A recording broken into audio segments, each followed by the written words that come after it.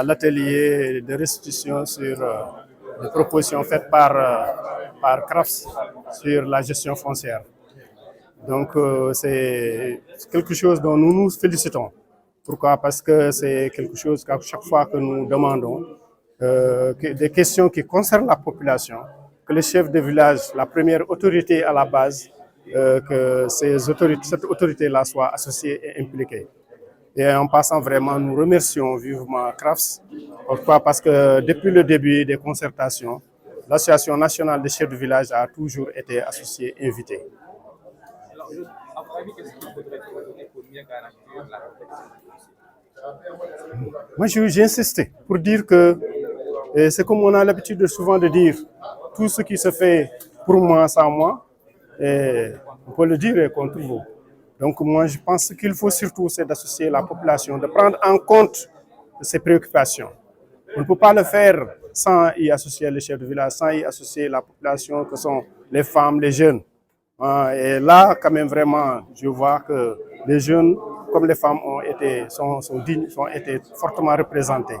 Et ça, je pense que si ça on procède ainsi, je suis certain que les préoccupations de ces différentes couches-là seront toujours prises en compte. La question foncière, c'est une question tellement sensible. Pourquoi? Parce que le foncier est quelque chose d'extrêmement cher chez la population. Et raison pour laquelle moi je pense qu'il faut toujours prendre en compte, mettre en avant l'intérêt de la population. C'est vrai qu'il y a des réalités qui sont un peu différentes de celles que nos grands-parents vivaient. Surtout quand je parle de la loi sur le domaine national qui date de 1964. Aujourd'hui, on est en 2024, combien d'années?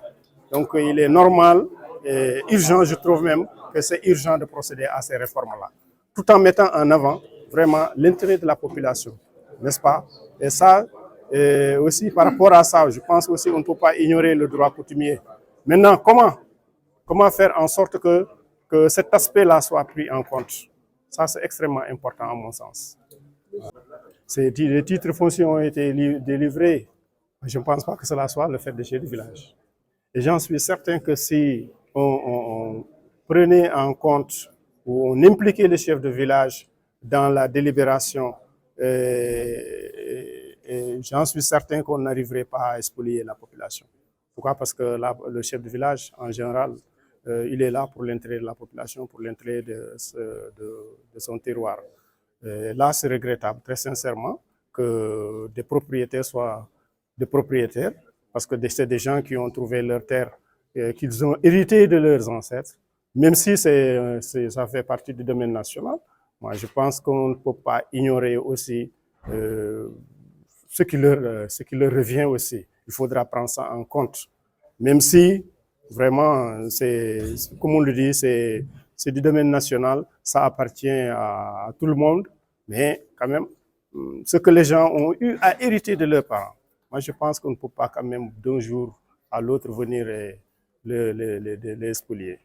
Et ça, il faut revoir sincèrement comment on délibère, comment la délibération ou les titres fonciers qu'on délivre, moi c'est quelque chose qu'il faut revoir très sincèrement. Voilà. Moi, je ne suis pas très d'accord là-dessus. Parce que quand on parle des femmes, de la femme, on ne peut pas l'écarter de la famille. D'ailleurs, dans le monde rural, si vous allez dans le monde rural, ce sont les femmes qui tiennent les foyers. Mais une femme qui tient le foyer, mais on ne peut pas l'écarter du foncier.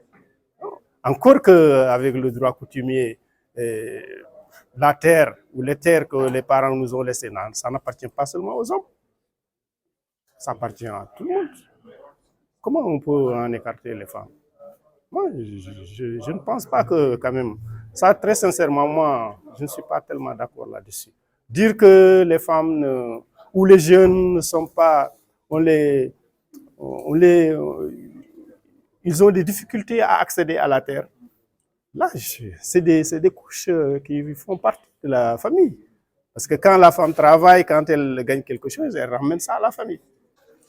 Bon, moi, je le disais tantôt, les propositions majeures, si on veut que les chefs de village donnent leur avis, il faut d'abord qu'ils soient impliqués. Mais c'est regrettable de le dire, la plupart des questions sont abordées vraiment en occultant les chefs de village.